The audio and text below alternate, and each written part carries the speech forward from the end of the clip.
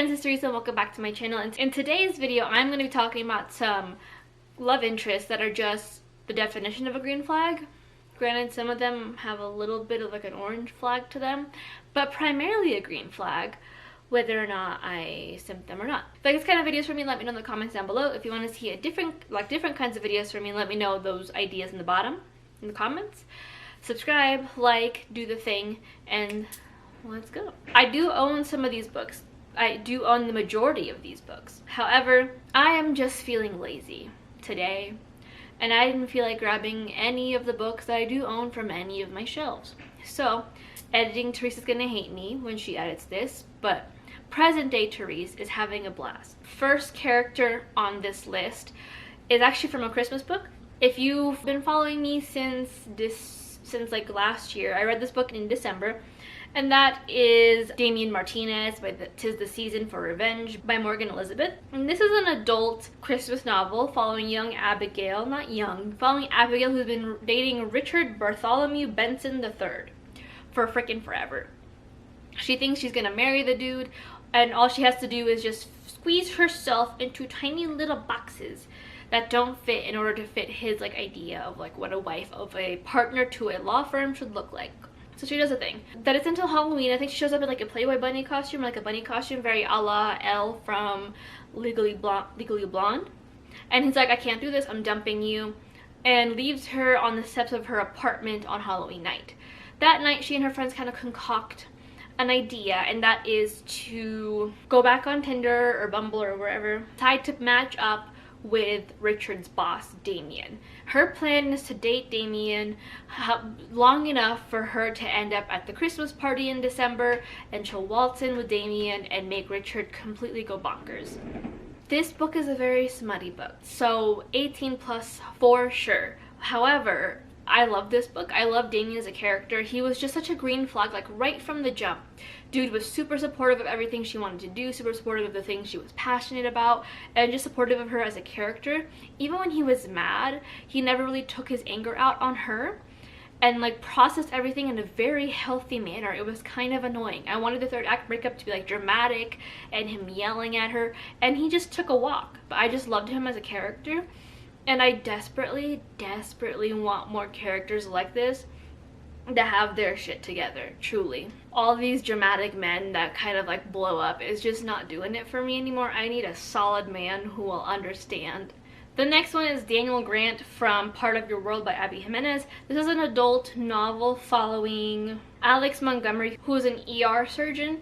She had just recently broken up with her boyfriend, who turned out he was cheating on her, who is also another surgeon. And she's kind of been following the path that her parents set out for her since she was a kid. That is until she ends up crashing her car or getting her car in a ditch one night, and Daniel is the one who ends up saving her. The two of them then spark a romance because I think she's like they're 3 hours away from each other, and she's kind of stuck with this like, well, he's not like exactly what my friends want to meet. He's not who my parents want to meet, and so they can't really like cross the worlds together. I just really like Daniel as a character. He was like Hallmark movie love interest if the Hallmark movie love interest didn't demand that the girl of his dreams drop everything for him. I mean, sure, Alexa still had to make like that adjustment. He liked her so much from the jump, and he was just so about her that all he wanted to do was just be around her, no matter like what he needed to, no matter what the stakes were. Like if she wanted to stay over, like he'd fine with that. If she wanted to keep the relationship a secret for forever, he'd be okay with that. He was just like so about her, and I genuinely love that about a character. Just because he never like forced her to do anything, never pushed her past her comfort zone. It was just all about just wanting to like be with her, and it was just so cute. He was just an all-around nice guy. It was cute and it's kind of frustrating at the same time. The next one I've talked about, I get giggly thinking about this character, and that is Itsuomi Nagi from A Sign of Affection by Sue Morishita. This is I don't know the age category, but a manga following young Yuki, who is a deaf girl who is going to college. She's a sophomore, and she's just kind of like, she hasn't like not kept her to herself completely, but she hasn't really like gone out and ventured past what she feels is comfortable. You know, she has her own set of friends and she's very comfortable with them. That is until she meets Itsuomi on the train, I believe. He saves her from a very awkward conversation because a guy's trying to talk to her about where to go, and she can't read his lips, and she can't talk to him, so Itsuomi kind of swoops in. And the two of them kind of begin this cute little romantic relationship. Itsuomi is probably like one of my favorite love interests of all time, and that's saying something because I have read quite a lot of books in my 28 years, almost 29 years of living. But there was something about him that is just so swoon-worthy. Like when I think of a romance novel love interest, Itsuomi Nagi would be like at the tippity top, because he is just that good. He, like, from the jump, he tries to learn sign language to talk to her more, to kind of like integrate himself more into her world. He respects her boundaries. He just like wants to get to know every single aspect about her, and it's just great. He's just honestly a sweetheart who just wants to start his life with her. It's just very cute. And like, I don't know, he doesn't get jealous about other people liking Yuki or having romantic feelings for her. I don't know, he's just an all-around nice guy. Like, and not in like an amazing way, not in like a derogatory way. And I can't get enough of like reading about them, of like watching the show. I want the show to come out this season 2. Please.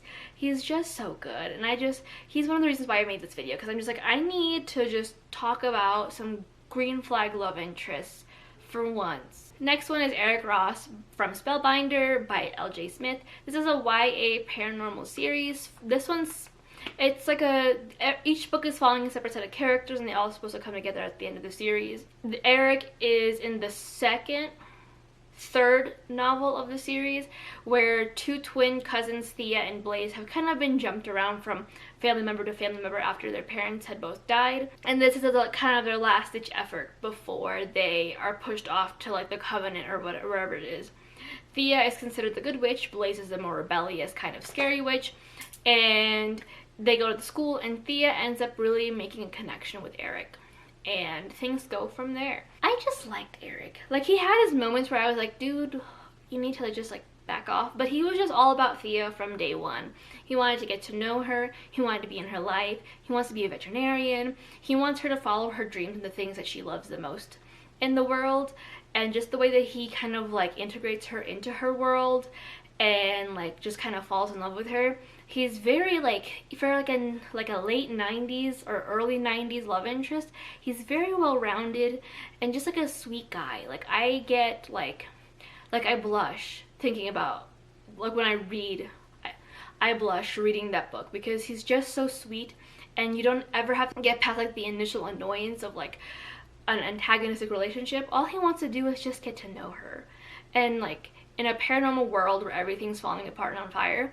it was such a refreshing thing to see. Next one, just slightly some orange yellowish flags there, but I sim for Anna Lightwood from Chain of Thorns by Cassandra Clare. This is a YA historical fantasy following young Cordelia as she and her family go back to London after living in Paris because of a scandal that her father has put them through. There she kind of meets back up with her group of friends that she's grown up with, one of whom is James Herondale, who she's always harbored a crush for. Things ensue. Anna Lightwood is one of those characters, and I just loved her right from the jump. She has her moments. I don't think she's much of a green flag, respectively, but I just like, I love Anna Lightwood, and I was willing to look over those potential red flags that she may or may not have. That's all I got. I think I would look over all the potential red flags that Anna Lightwood has had. But from what I've seen, what I interpret, I love Anna Lightwood. So cool. She's just so great.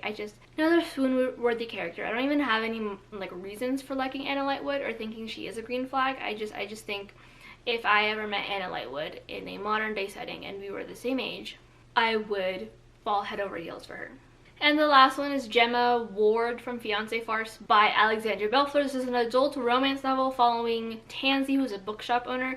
She has tried to get her family off of their their high horse about having her meet with someone, so she created a fake girlfriend named Gemma based off of a book model that's on a bunch of romance novels. Worked so far. That is until she goes to her stepsister's wedding, I think, and she ends up learning that Gemma is a real human being who exists.